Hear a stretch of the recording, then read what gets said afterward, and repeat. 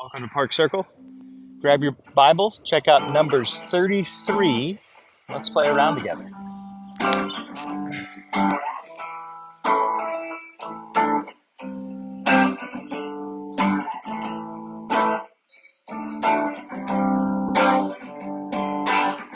Numbers 33 starts with a proper header. We're about to hear all the places that the Lord's people camped on their wilderness wanderings.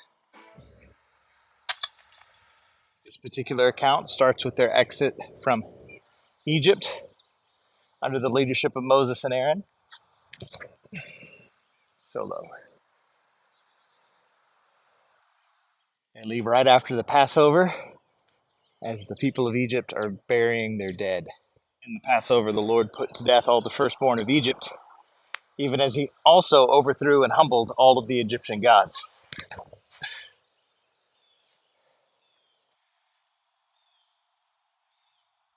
And we have a long list of proper place names. Almost feels like a genealogy as the people wander in the desert.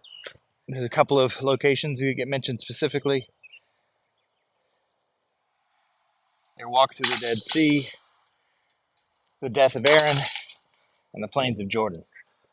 The presence or lack of water features prominently in these accounts. And if we remember our history correctly,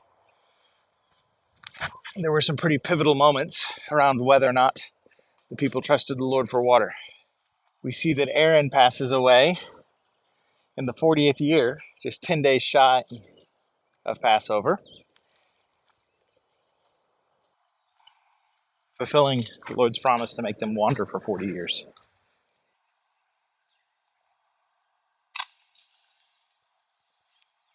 We also learn that it's at this point, after 40 years in the wilderness, that the Canaanites learn that the people are coming.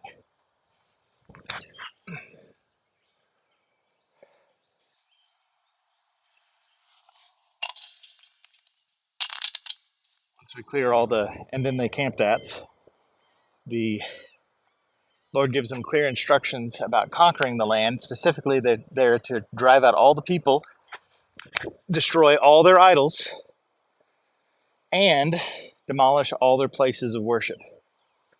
Once all the cultural artifacts have been removed, the people are then going to take possession of the land that the Lord is giving them as an inheritance.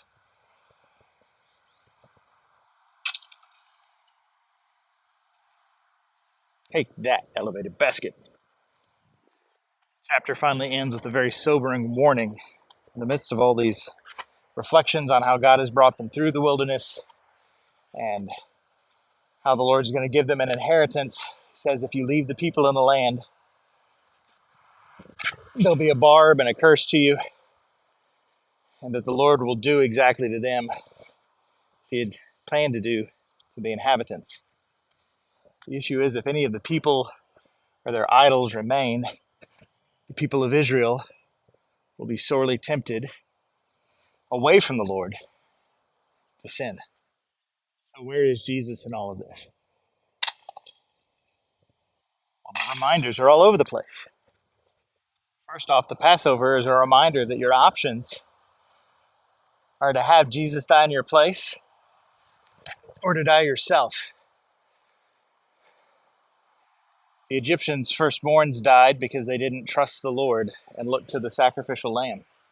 When we realize that our options are only Jesus or death, when we follow Jesus, he's with us every step of the way through our wilderness wanderings.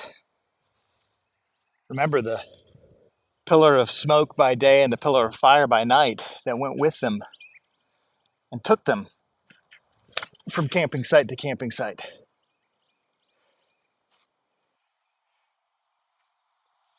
When we're told of Aaron the priest's death, we should remember that we have a priest who does not die, that Jesus always intercedes on our behalf without end.